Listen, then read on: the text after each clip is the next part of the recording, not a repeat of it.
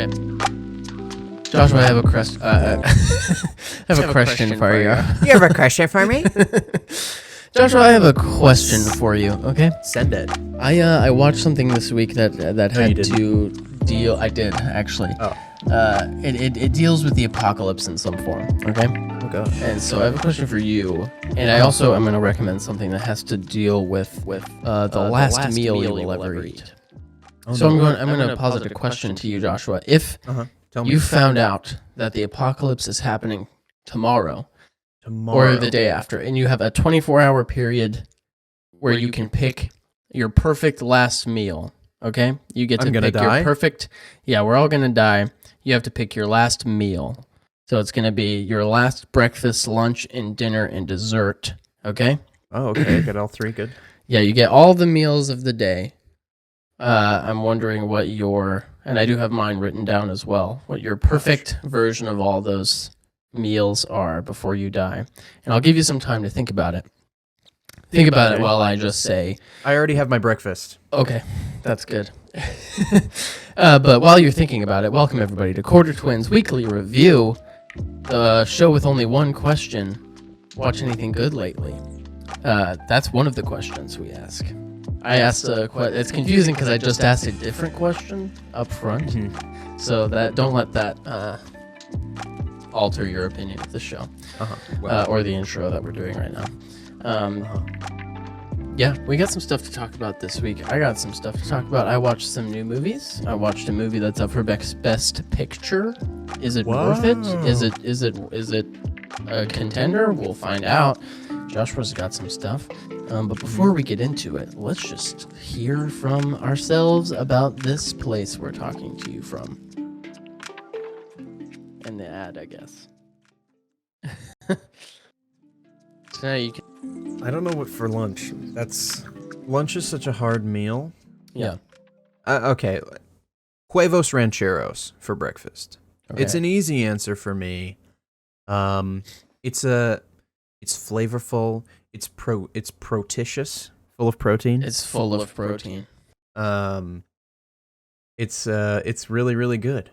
And you get the tortillas, they're a little soggy, maybe. They're like dipped in the sauce, Soggy. It's a fantastic meal. So huevos rancheros, easy breakfast. Okay. Lunch is a difficult one. We're gonna come back to it. Okay. Dinner, either pasta in a pot, which has some other family related name that I can't remember. It's like frizzolo or something like that. Pasta I don't in a remember. pot. I'm not even sure It's I like know what that is. Frazzolene. That's what they call it. Frazzolene? That sounds right. Yeah, That sounds interesting. Grandma makes it. It's Really? they're like those twisty noodles. Oh, sure. You know what I'm talking about? The twisty noodles.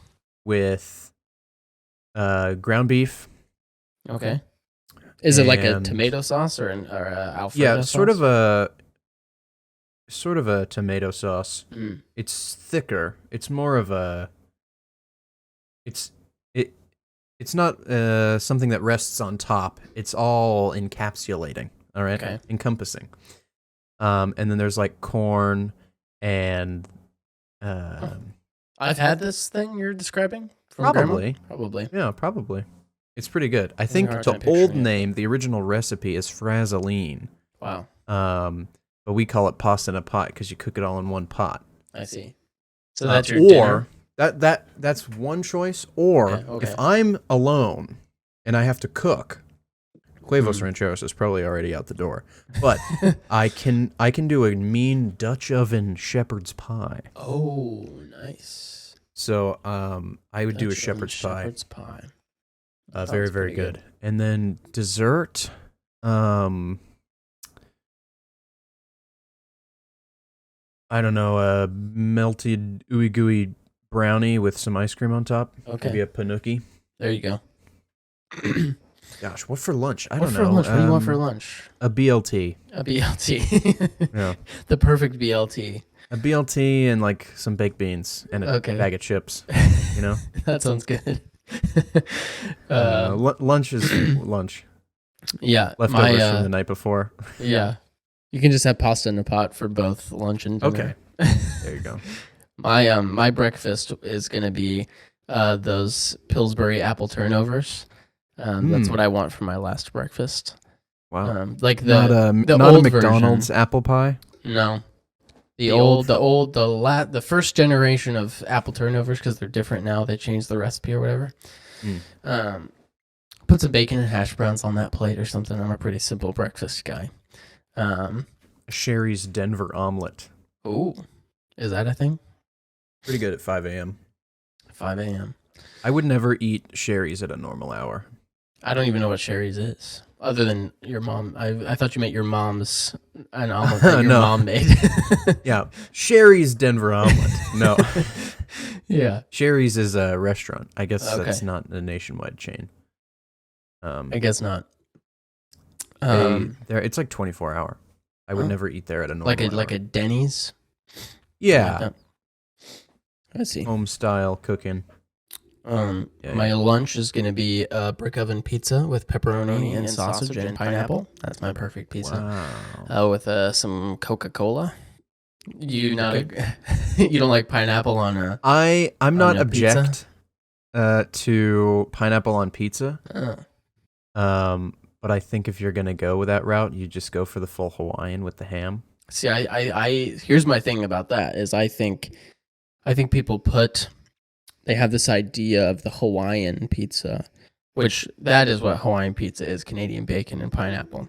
I think, guys, pineapple is at its best paired with the extreme spicy savoriness of pepperoni and spicy Italian sausage. You pair some pineapple with that, you get 2 even halves of spicy savory in your sweet pineapple. It's a perfect pizza in my opinion. Just give it a try Pizza sometime. is Okay? pepperoni, onions, bell peppers. That's ridiculous. A wrong opinion. No. And sausage as well, yes. Chris Pratt once described that pizza to me in Parks and Rec. Oh. And I tried it, and it's perfect. It's exactly Close like you personal said. friend, Chris Pratt. Yeah, we were just walking We were around. eating pizza one day. Yeah. As I do. I'm having pad thai for dinner, guys. I'm having pad thai. And then I'm having that cherry cranberry jello that my mom makes for Thanksgiving for dessert. See. That's my I do like a good favorite stuff. Congo square. You know about the Congo Oh, squares? yeah, we had Congo. We called them Or Congo yellow bars. cake and chocolate. Congo bars. Yeah, we had them at It's school. basically, for those who don't know, if there are any, because the only people who listen are our family members at You're this right. point. Yeah.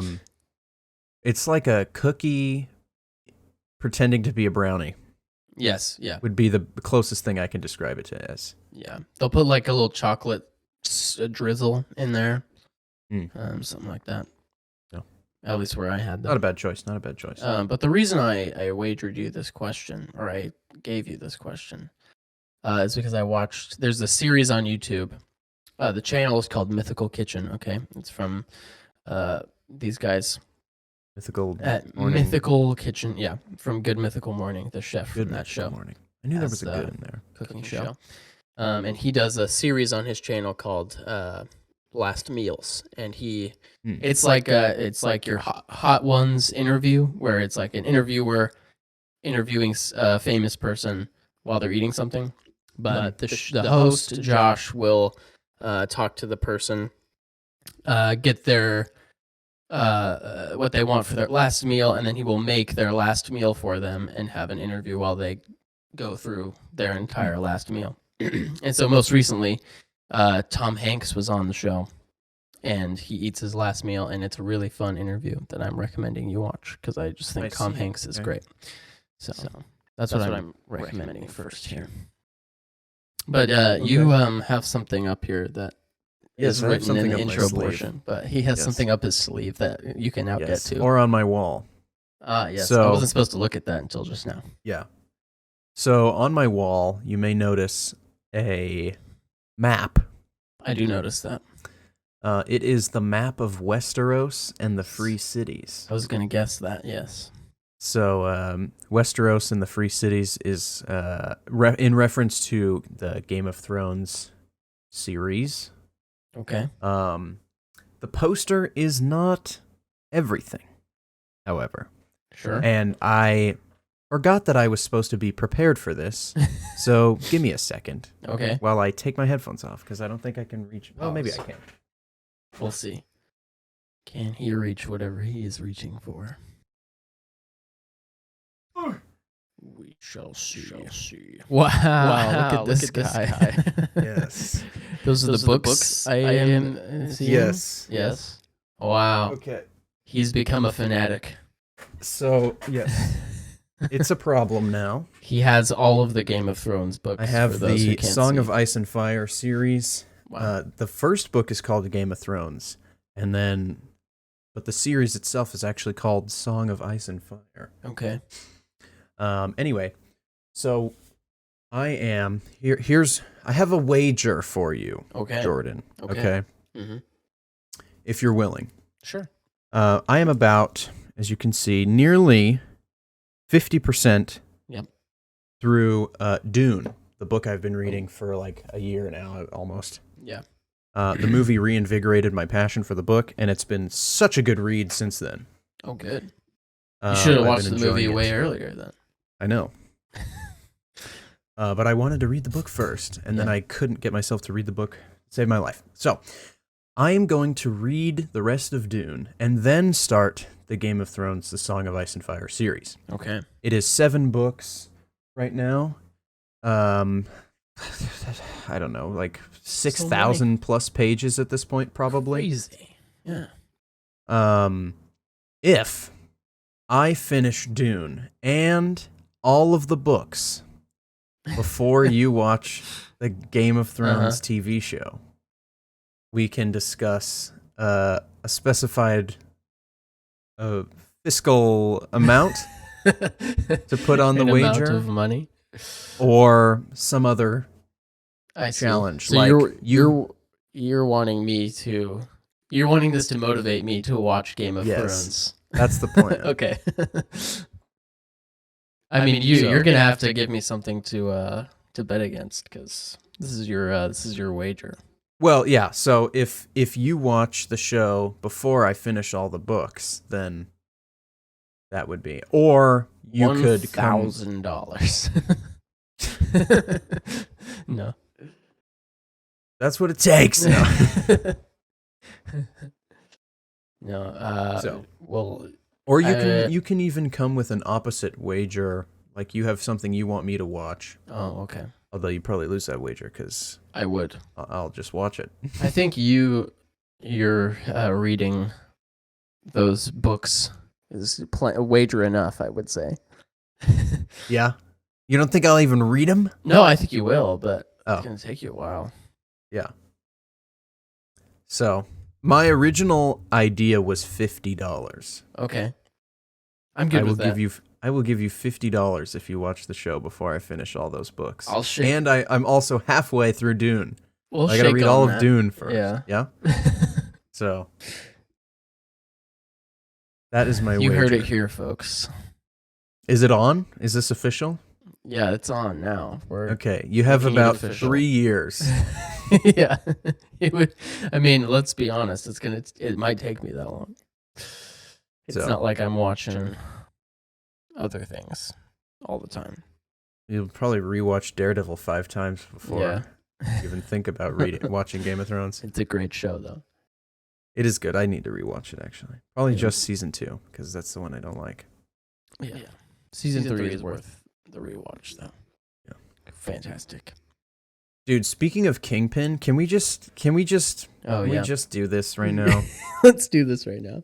And we just okay. So last week I was about halfway through Hawkeye, Yep. Marvel's Disney Plus series about Kate Bishop, and Right. I finished the show, and then I also watched Miss Marvel, and we'll talk about that a little bit as well. Oh, okay. Or rewatched Miss Marvel, I should say, with my parents. First time watch for them. So my original ranking of the MCU shows put Hawkeye at the bottom because I hadn't seen it. I hadn't seen it. Yeah. And And so I've watched it now, and it did not move from the bottom of the list. Oh, guys. So I have... He hates it. I am disappointed with it. Because what we were given wasn't necessarily bad. Yep. But what we were given is so far from what it should have been. Mm-hmm. And so I have a rant, semi-prepared rant. Here we go. Feel free to interrupt me at any point. I'm with your you. own points and things. Yeah. So, okay. So, I don't know, 2018, maybe 2017, they announced all the Disney Plus stuff. Yep. Hawkeye is on the list with Star Wars Season 7, Bad Batch. They're going to do Loki, all this sort of stuff, right? It's all on the list. They're marking out the rest of Phase 4. Yeah.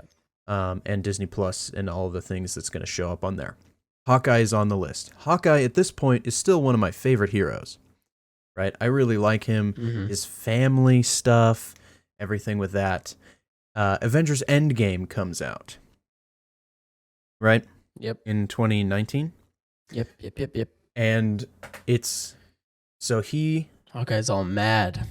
Yeah, so they have the cold open at the beginning of Endgame. His entire family is blipped out of existence for 5 years, dust. right? Yep. Turned to dust. What that would do to a man, I cannot imagine. But here we get to see. He becomes a rampaging murderer of criminals for 5 years, killing untold amounts of people. All criminals, I'm assuming, but still killing people. Yeah. Also, at the end of the 5 years, the rest of Endgame happens, right? And they attempt to save the universe and undo the Thanos snap. And in this attempt, Black Widow, Natasha, his best friend in the world, sacrifices herself over him, as they were both attempting to do. Yes. He failed to sacrifice himself. She died. He blames himself and has to now live with the guilt of being this mass murderer,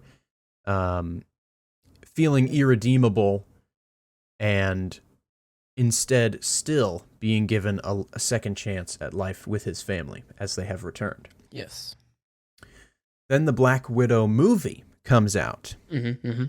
Black Widow and her sister and the rest of her family go through this great ordeal together, become closer as a family, and Yelena, I'm going to call her Yelena a bunch of times. I don't know why, but Yelena is how it's pronounced. Yelena. Yelena is her sister, and she finds out that Hawkeye and Black Widow went to Vormir, and Hawkeye came back, Black Widow did not. Yeah. The world was saved. She believes that he killed Natasha to save the universe, but still. So here we have a story about a guy who didn't do anything right for 5 years. He killed a bunch of people. He lives with this terrible guilt. Now he gets his family back, and the world is saved. He loses his best friend in the process. He's been given a second chance at life. He feels unredeemable. He feels incredibly guilty, and he has all of this weight on his shoulders, and he now also has to carry Natasha's dying wish that he would survive for his family. Yep. That in itself is already enough for a compelling character drama, character study about a superhero. Then we also add on to that Yelena wanting to kill him because she thinks that he killed her sister. Yes. Right? Boom, bada bing, bada boom. You got yourself a show. That's a TV show. That's a premise for a show called Hawkeye. That's an amazing, genius-level show. Yeah. Compounding decades, literally a decade of movies and art and everything that's been put into the cinematic universe over since 2009, right? How many years has it been? You know, that's what, 20... How many? 2023, so Too like many. 14 years almost, right? And they decide to do a show about Kate Bishop and Maya. Yeah. Who are characters I've never heard of before. And I hate it and everything that it stands for. It's as simple as that.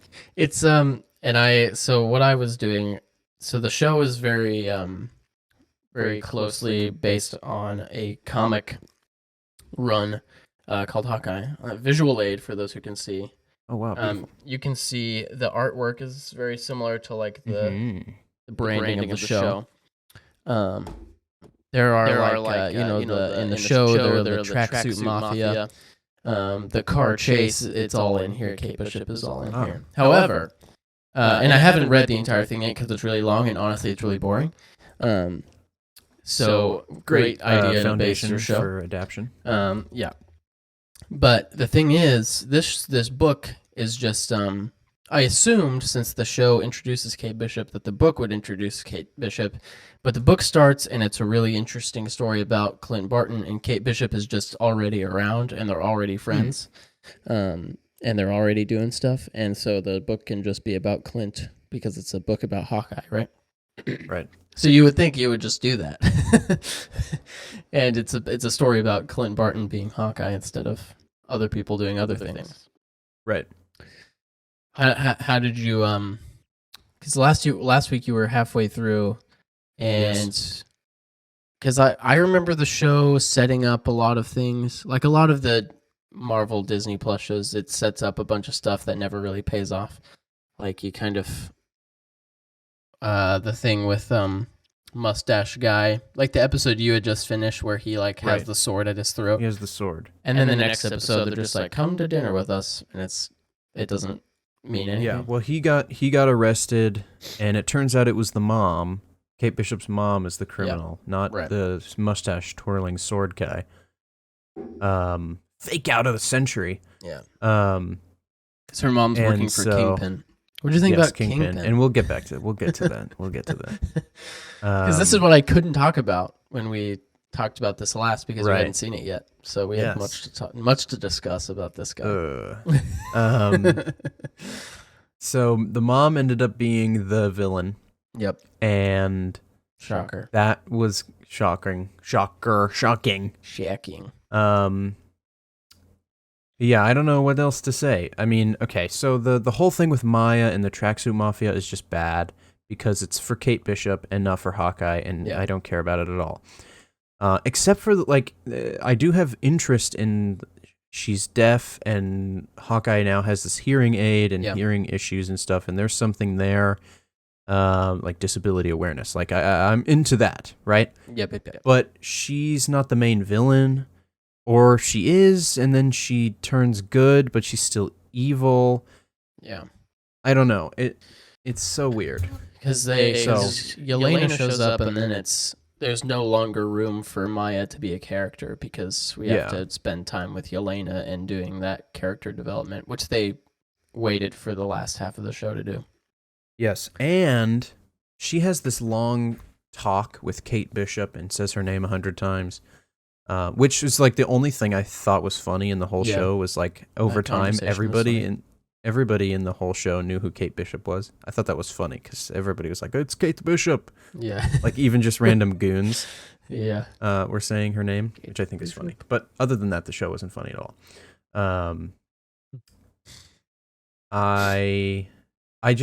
So she has this huge long rant to Kate Bishop about the blip and her experience, because she was gone for 5 years as well. She had disappeared, and finding out that the world was in trouble and the world was saved and all is well, but her sister is like the only one in the universe that remained dead.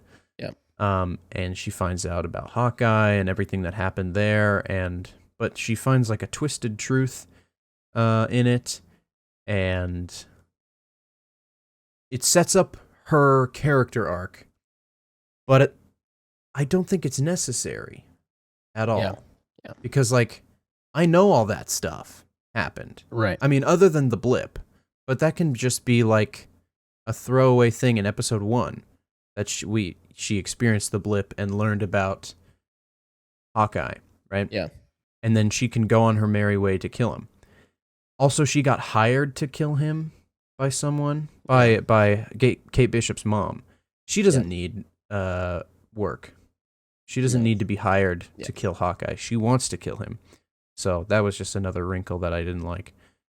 She has no reason to be required to come and do that. Yeah. So I just think that they tried to add so much stuff into a 6-episode show. Yeah.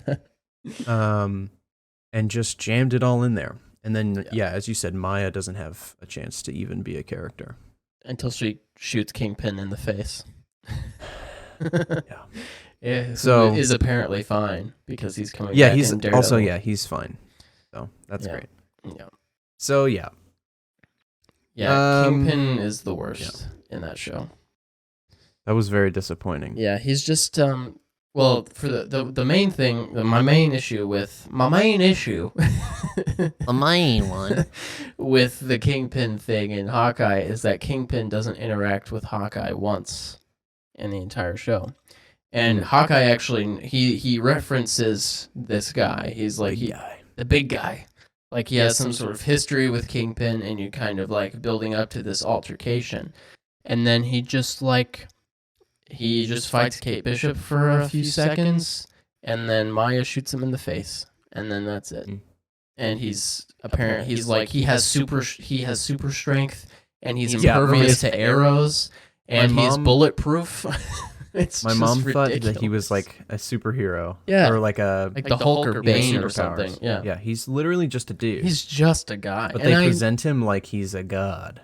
Yeah, and I know it's not technically the same as the Daredevil show on Netflix, so like it's whatever. They can't. I know that, because for those who haven't seen Daredevil, it's not for the faint of heart. Yeah. And he does some crazy, violent stuff. Yeah. And he's a terrible, terrible person. His character. His character is so good in that show, though. So good. I told them when I saw him for the first time in the show, I was like, he's like Darth Vader level. Yeah. In terms of like how good of a villain he is. And he's not scary because he's super strength. Like he is physically imposing, but the reason he is so feared is because of the power he holds over the city and just the way that he's able to corrupt people. Like he doesn't have to be the Hulk. He's scary because he's an all powerful. No, he's not all powerful, but he is. He knows how to like run the city and make everybody work for him and kill your family. He controls the police. Yeah.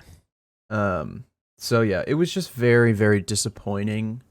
And then she shot him.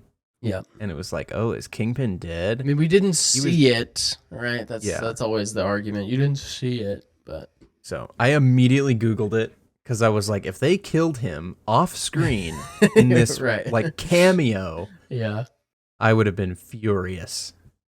So I'm glad he's not dead, but it's still stupid that they shot him at all. It's so dumb. Yeah, I don't know what they're gonna have to do something ridiculous to bring him back. Also, his outfit, he's like a big Hawaiian shirt and the top hat and stuff. It's from the comics. There's a comic where he wears that. Vanessa would never allow him to wear that. She would never allow it. That was ridiculous. Also, they use his cufflinks as like the coin thing in the scene. Yeah. Which I'm glad that the cufflinks made like a reference. Yeah. I guess, but I was like, not the cufflinks. He better get those back. Those are important. Those are important to his. And they used his dad's cufflinks, not the ones that Vanessa chose. Yeah. Which is weird. And it's like, did you watch the show? Did you watch the show? And you didn't even see the Daredevil episodes of She-Hulk either, so you don't even know that. I mean, I know what he did. Yeah. This is why I'm not excited for the Daredevil show. But you know what? I could be wrong. Who knows? But it gets more than 6 episodes. It gets more than 6 episodes. So, and the shows with more than 6 episodes have a much better track record on Disney Plus. And it's gonna be even like it's 18, right? It's ridiculous. Yeah, something real. Also, apparently, I don't know if you've been seeing it on your timeline, but The Bad Batch season 2 is popping off. I guess. People I'll are never hype watch about it. it. I will not. I don't. It really sucks that I have no intention of watching that show. I couldn't get into it. I thought the little girl's voice was really annoying, so I stopped. Omega. My name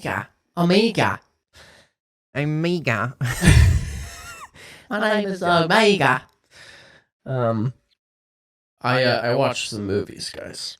Dude, tell me about them. I watched. Oh, sorry. Go ahead. No, I was leading you into what movie you watched. Or did you want to talk about Miss Marvel first?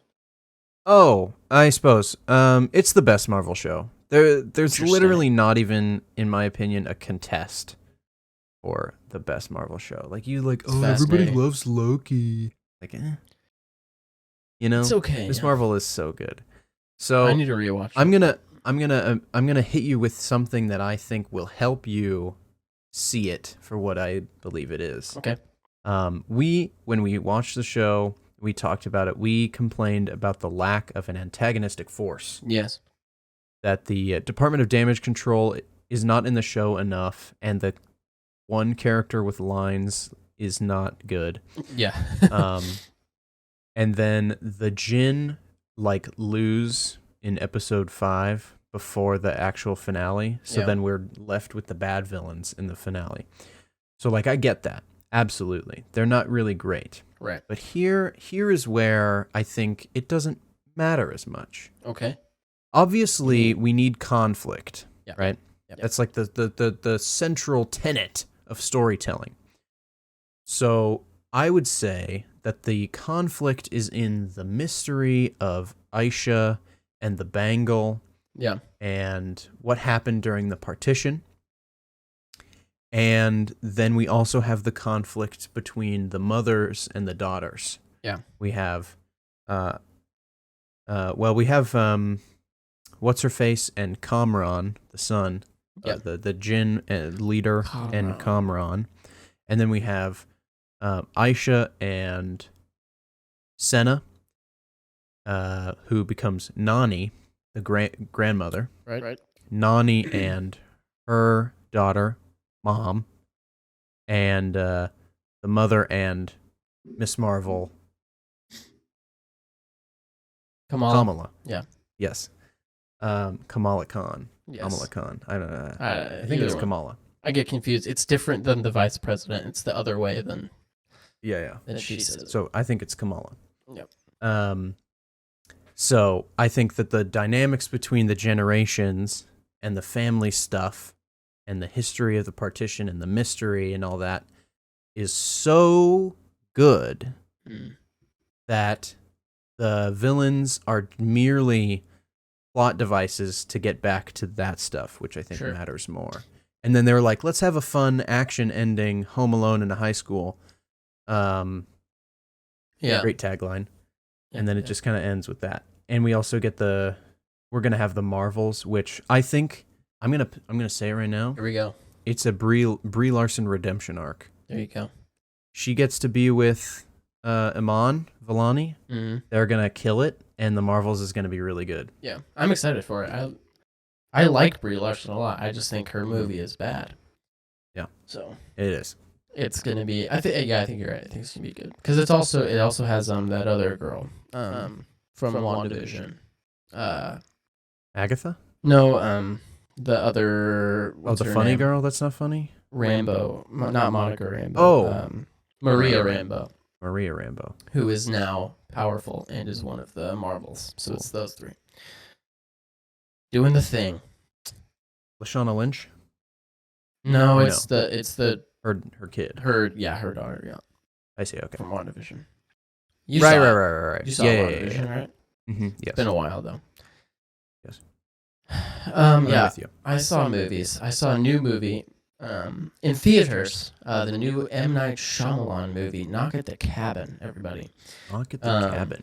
Are you a Shyamalan guy? Have you seen many Shyamalan films? I have seen Avatar: The Last Airbender. Okay. It's the only Shyamalan movie I've seen. Yes, the worst one. He doesn't have a very good track record for me. Yeah. It's a terrible movie. It is just awful. He made some really iconic movies in his early career: The Sixth Sense, Sixth Sense.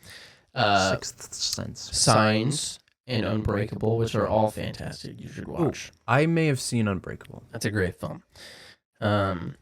Sixth Sense is the I See Dead People movie. Right. Signs, I know the spoiler about that one. So Signs has Mel Gibson and Joaquin Phoenix, and there's alien of some kind.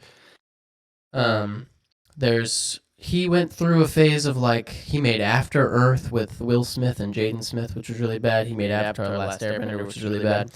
And then he kind of was like, this Hollywood system is not for me, so I'm going to start making stuff that I want to make. So he started making passion projects again. He made Split with James McAvoy, which is really good. Samuel L. Jackson's in all those ones too, right? He's not in that one. He is in Glass is what he's in. I see. Unbreakable, Split, and Glass are a trilogy. He made Old, that movie that came out a couple of years ago about the beach that turns you old. I didn't see it, and then he made this movie, which he financed mostly by himself, I believe. The beach. It's called Knock at the Cabin. It's a small, low-budget film that takes place at a cabin, everybody. And it's okay, here's the premise. Okay, how much do you want me to avoid spoilers, Joshua? Are you into this film? Is it a straight-up horror movie? No, it's not. It's really not. Right on. Okay. You would probably like it, so I won't spoil it too much. Then don't spoil it too much. Okay. I'll give you bare bones here. I know that Dave Bautista's in it. That's Yes. literally all I know about it. Yeah, Dave Bautista's best performance of his career, I believe.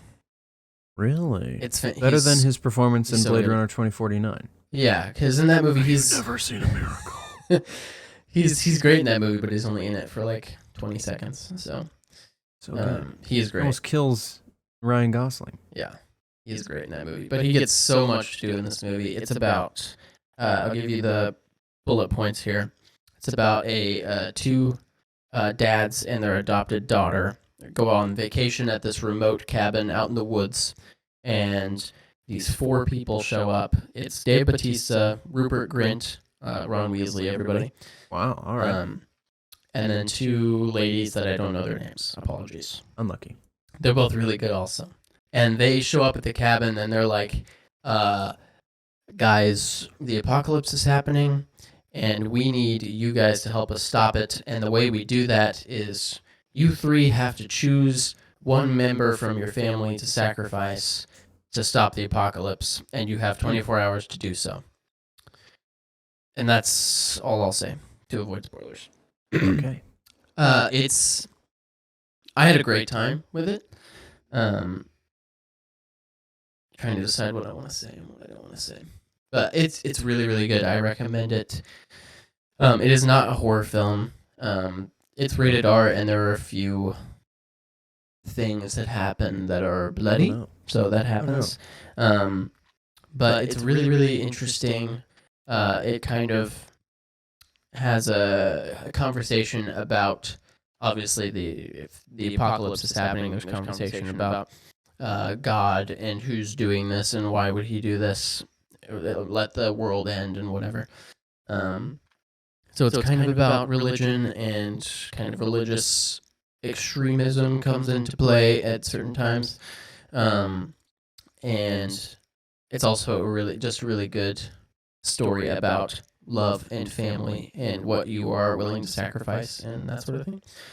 It's the somebody explained it as the trolley problem, where it's like the question of if there's a train coming down a train track, and you have the choice to either, like, there's three people strapped to the train track, and you can either, that you know personally, like your family are strapped to the train track. The train's coming at them. You can either divert the train and save your family, but that train will go off a cliff and like 100 people will die, or you can let your family die and let this train arrive safely or whatever.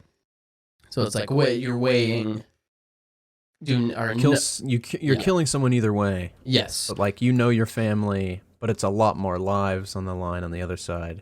The needs of the many outweigh the needs of the few, type of thing. Do they though? Is the question. Good time. It's short. It's like an hour 40. It gets right into it. It takes place all in one location. Great performances. It's beautiful to look at. Photography. A rave review. Rupert Grint he plays a character you wouldn't expect him to play. That's what I'll say. And he's really good. Evil. He's not evil. I mean, come on. He wants to kill them all.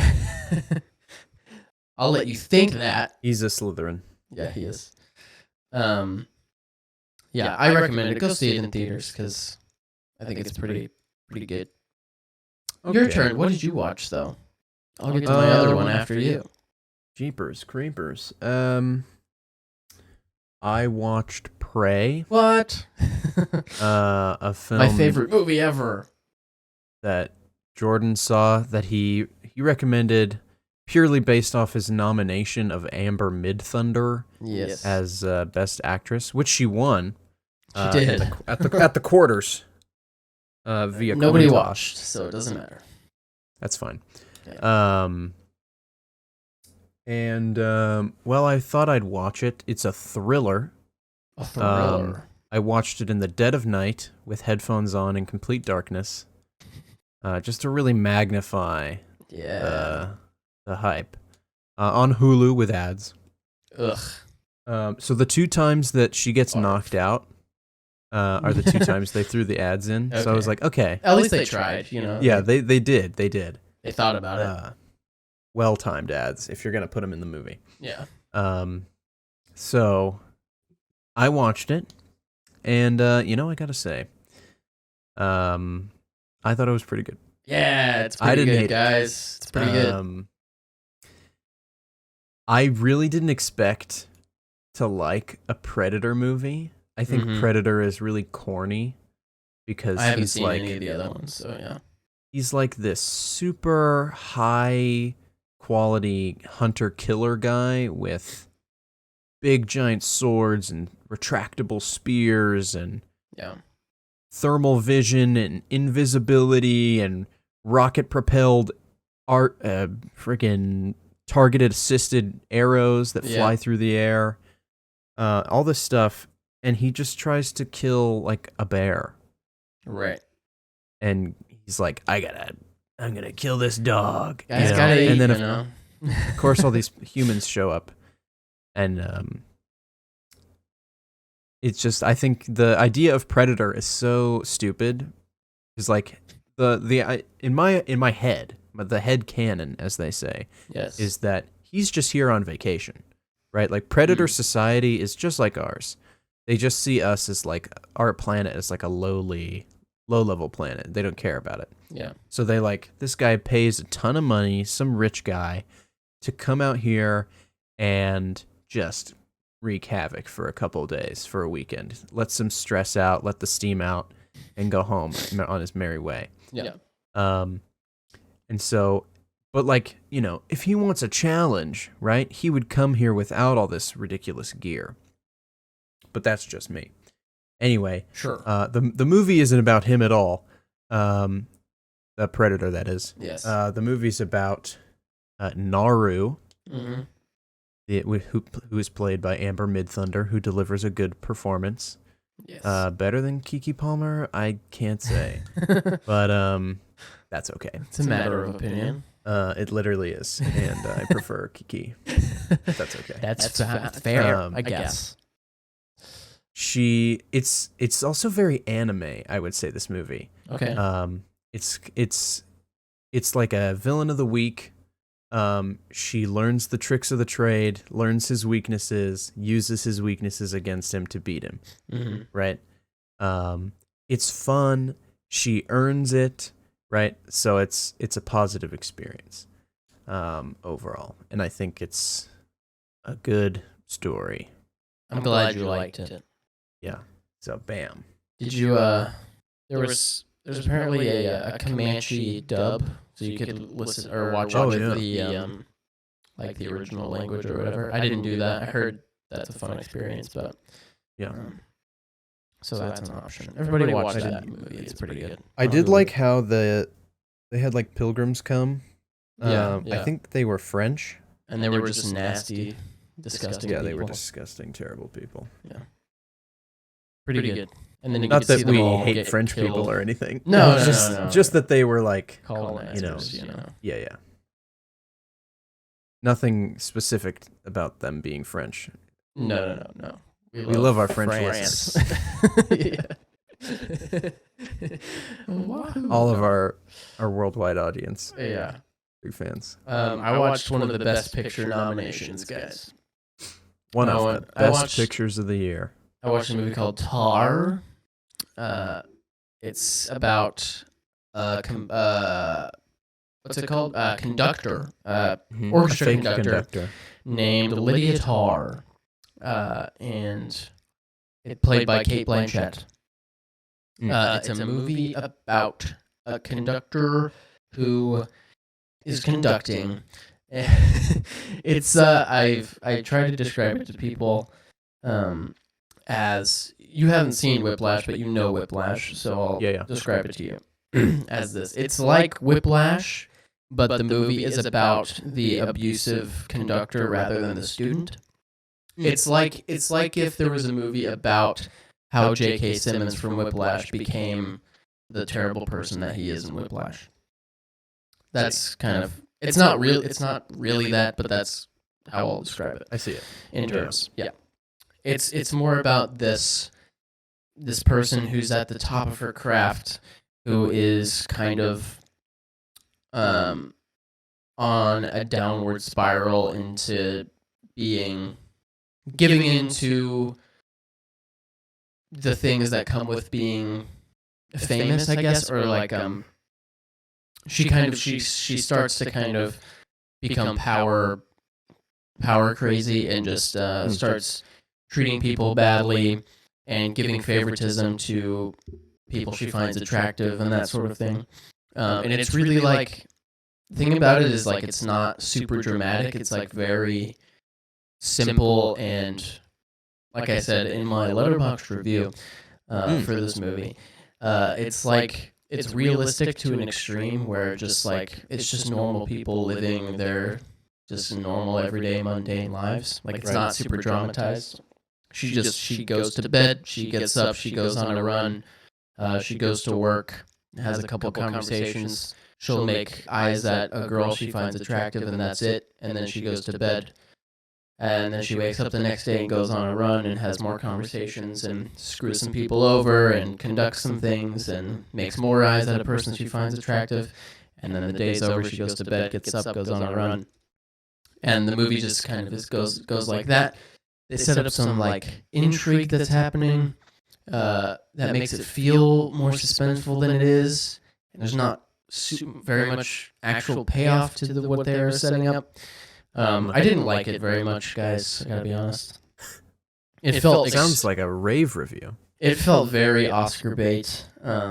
There are two scenes: the very beginning scene and a scene like almost directly preceding it. Preceding it. The one after. Okay. Anteceding, perhaps? Anteceding? I don't know. The first scene is really good. I found it. The movie is. It's very interesting. The cinematography is probably the best part of the movie, and Kate Blanchett is really good. The first scene is just her having an interview with somebody on a stage, like a TED Talk type interview type thing, and the camera will just stay on her for a really long time, where she's answering the interviewer's questions, and she talks for a really long time, and the camera it's just a long take of her sitting there, and it's just not what you usually see. There's not a lot of cuts or whatever. I like long takes. Visually, it's interesting. I found the themes to be there. Thematic. They're in there, but like it's almost too inaccessible for me. So I don't really recommend it. It's really long, and I didn't think it was very good. So Brutal. watch Whiplash instead because it's a better version. Whiplash does sound good. Yeah. I'll get around to it eventually. Get around to it. I watched Alita Battle Angel. Super similar movie. Yes, very, very similar. Alita Battle Angel is based off a manga from a long time ago. James Cameron and one of his buddies and He direct? no, Rodriguez, the guy who did Spy Kids. Oh, Robert Rodriguez. Robert also, Rodriguez, yes. The Book of Boba Fett, which is trash. So there you go. I would disagree. Yeah. But he directed the movie. So it's impossible to. Okay, so let's see. Real Steel. Okay. Meets. Hugh Jackman. I don't even know. It's impossible to compare it to other movies. I can't even. I don't know. Detroit Become Human. It's a video game. You don't know about it. No, I don't know. Androids gain sentience and they become people. That's not really what happens here. Yeah. So, okay. Christoph Waltz is a robot specialist. In the distant future, the world has collapsed. There is one safe city and a disgusting city below it. And Christoph Waltz is like a prosthetician. He does robot arms and legs for people. And he comes across a robot head with a heart and a mind. Okay. And builds it a body. Okay. And then the robot comes back to life, and it's like, "What's up, guys? I want to be free." What's and up, so guys? it starts Like Pinocchio. You're describing it's Pinocchio. Pinocchio and Real Steel. That sounds great. Because there's this game called Motorball. Where people can there's just like normal humans and cyborgs, which are people who have augmented themselves with like robot technology and stuff. Sure. So these incredibly sophisticated, ridiculously stupid looking robots pretending to be people get in this giant arena, Speed Racer style. It looks literally just like the Speed Racer tracks in the movie. Such a good movie, by the way, Speed Racer. So good.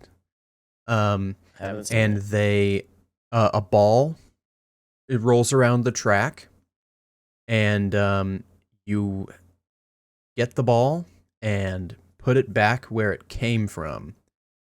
That's the whole game. Oh, that sounds riveting. It's so stupid.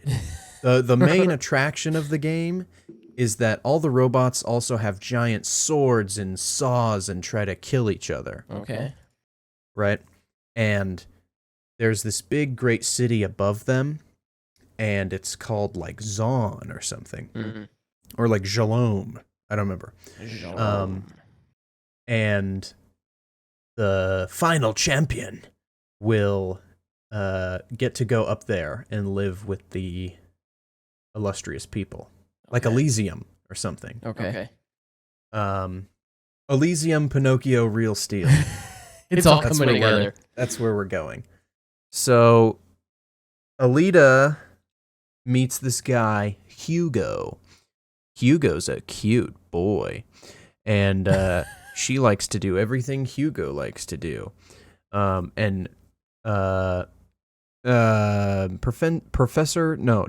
Ito, played by Christoph Waltz, Mm-hmm. which this movie is beneath Christoph Waltz. I apologize to him, but this movie is beneath him. He doesn't like her going out at night because there's a murderer afoot, and the murderer is a robot man, and she has interesting computer parts, and they're valuable, so oh boy, he wants them, right? Yeah. So okay. I hear So she's rebellious teenage phase from birth, and Dr. Ito is like, I don't like this. You shouldn't be going out at night. But then she sees him going out at night, and she follows him one night to find out he's a bounty hunter that kills robot people that break the law. And in doing so, he uses a hammer. It's this big long hammer with a rocket on the back of it, straight out of Overwatch. Okay. And just uses this hammer to kill people with. Nice. And then she's like, yeah, I don't trust you. I can't trust you. And then he's like, I'm a bounty hunter. Let's show you the way of the bounty hunter. But then he's like, you will never be a bounty hunter. And and then she's like, I want to play motorball. And he's like, no, motorball. No. And then she goes with her friends, Hugo and Travis, or whatever his name is. And they go to this lake outside the city. And they find this ship from the people who lived on Mars. Because there were people on Mars. And she goes into this ship, and she finds this orb.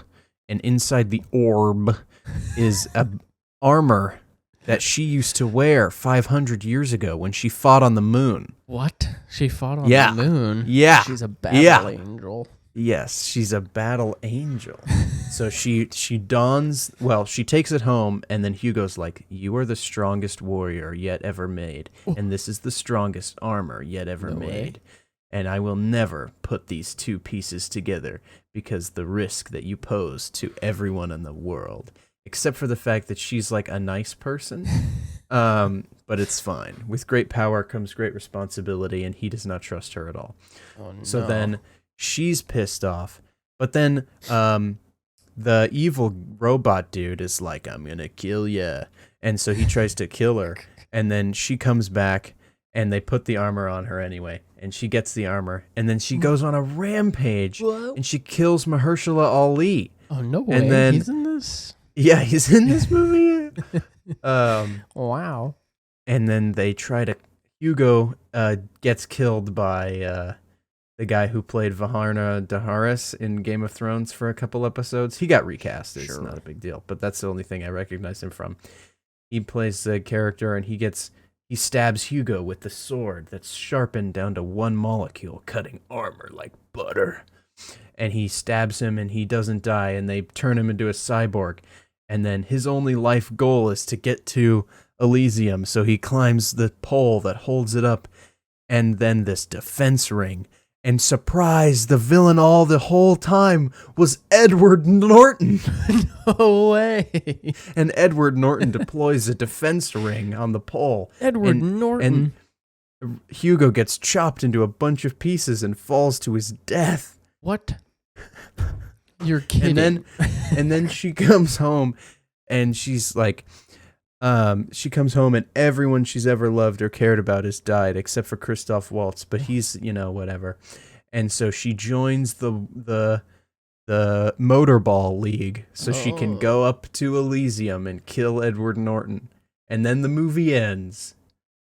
It ends? Yeah, she doesn't actually play Motorball. Oh, so they thought there will be a sequel.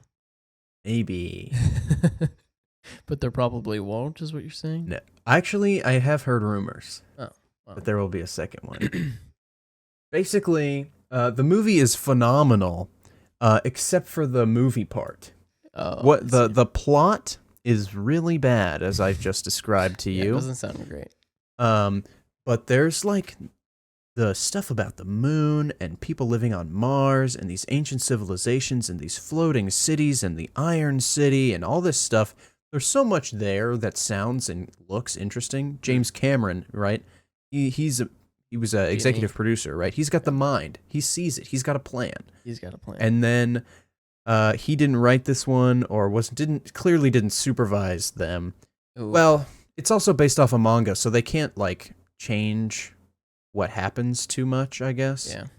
So who knows how strict they stuck to that source material, but yeah, it was wild. Huh. Well, that doesn't sound great, but maybe I'll watch it one day. I will say the CGI Visual. is borderline better than Avatar. It did come out in 2019, so they have an edge over the 2009 one.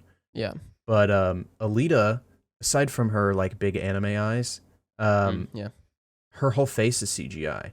Yeah. But it could be real.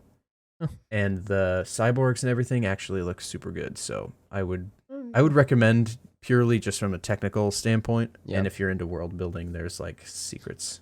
So secrets. yeah, but what actually transpires in the movie is terrible. Ah, look at that. Not very good plot. So have you read any of the manga? I forget if you. No, I didn't know that there was one until after I watched it. So. Oh, I see. There you go. I might read it if I can find it. We'll see. Have you watched the latest Last of Us episode, Joshua? Dude, I did. It was the best episode. It's really good so right? far. Yeah.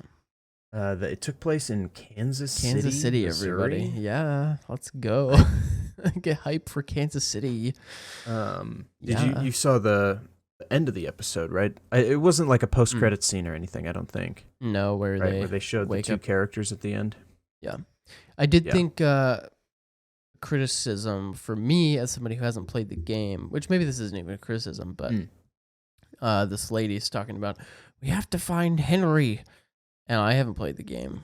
I don't know who Henry is. Maybe that's how it is in the game where you don't know who they are at first.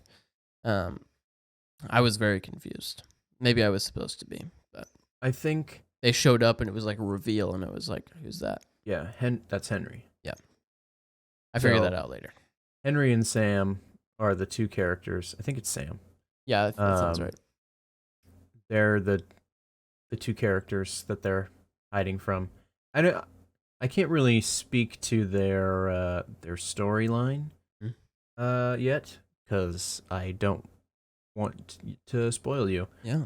But yeah. So there was a QZ in Kansas City, just like in Boston, but they rebelled against Fedra.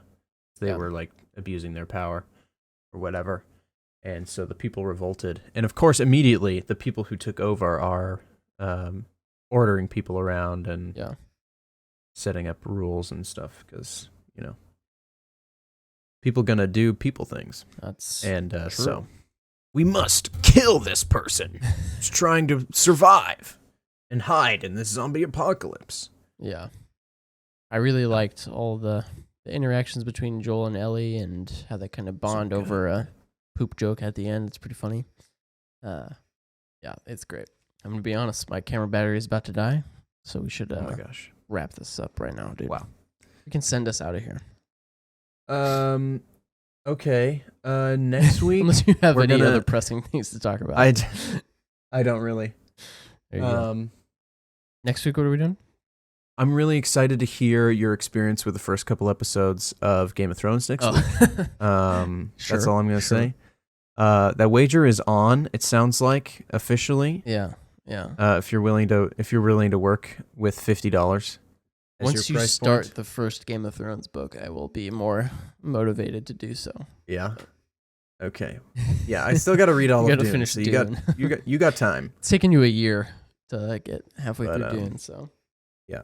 But I think it'll be a lot quicker reading them.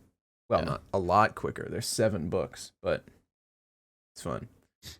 So I'm excited to read the books. You're excited to watch the show. That. Yeah.